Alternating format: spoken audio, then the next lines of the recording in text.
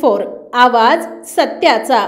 पारनेर पंचायत समितीच्या आरोग्य विभागाकडून डासांची उत्पत्ती असलेल्या साचवलेल्या पाण्याच्या टाक्या, कुंड्या, टायर, परिसरातील गवत आदींचा सर्वे करण्यात येत असून नागरिकांनी स्वतःच्या आरोग्याची काळजी घेण्याचे आवाहन पारनेर पंचायत समितीचे आरोग्य निरीक्षक आदित्य बंगळे यांनी केले आहे। पारनेर शहरातील संभाजीनगर परिसरात पारनेर पंचायत समितीच्या आरोग्य विभागाकडून डासांची उत्पत्ती असलेल्या साचवलेल्या पाण्याच्या टाक्या, कुंड्या, टायर, परिसरातील गवत आदींचा सर्वे करण्यात येत आहे आणि नागरिकांनी स्वतःच्या आरोग्याची काळजी घेण्याचे आवाहन पारनेर पंचायत समितीचे आरोग्य निरीक्षक आदित्य बंगळे यांनी केले आहे। त्यांच्या समवेत आरोग्य सेवक भगवान साठे आणि आशा सेविका जयश्री आवटी या मदतनीस म्हणून काम पाहत आहेत।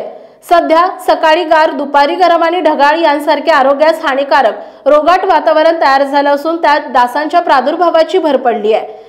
त्यामुळे सर्दी, ताप, खोकला यांसारख्या साथींच्या आजारांनी डोकं वर काढल्यानं दवाखान्यात रुग्णांची गर्दी दिसून येते। पावसाळ्याच्या दिवसात विशेष करून लहान मुले आणि वृद्धांच्या आरोग्याची काळजी घ्यावी असं वैद्यकीय तज्ञांकडून सांगण्यात येत आहे। पावसाळ्यातील बदलत्या वातावरणामुळे dengue, malaria, gastro, viral fever, typhoid यांसारख्या साथीच्या आजाराचं प्रमाण अधिक असतं। सध्या सकाळी गार, दुपारी गरम आणि संध्याकाळी ढगाळ वातावरण अशा या रोगट वातावरणामुळे सर्दी, खोकला, ताप आजाराचे रुग्ण दिसून येत आहेत। आताचे विषम वातावरण वेगवेगळ्या विषाणूसाठी पोषक असल्याने सर्दी, खोकल्याचे रुग्ण वाढतात, तर दुसरीकडे ठिकठिकाणी साचलेले कचऱ्याचे ढिगारे, सांडपाण्याची डबकी तसेच घरच्या परिसरात वाढलेल्या गवतामुळे डासांची उत्पत्तीत मोठी भर पडली आहे। त्यामुळे साथीच्या विविध आजारांना डोकं वर काढलंय। पावसाळ्याच्या दिवसात विषाणूजन्य संसर्गाची लागण होण्याची शक्यता जास्त असते। त्यामुळे सर्दी, खोकला, ताप किंवा इतर लक्षणे आढळल्यास नागरिकांनी तात्काळ वैद्यकीय सल्ला घेणं आवश्यक आहे।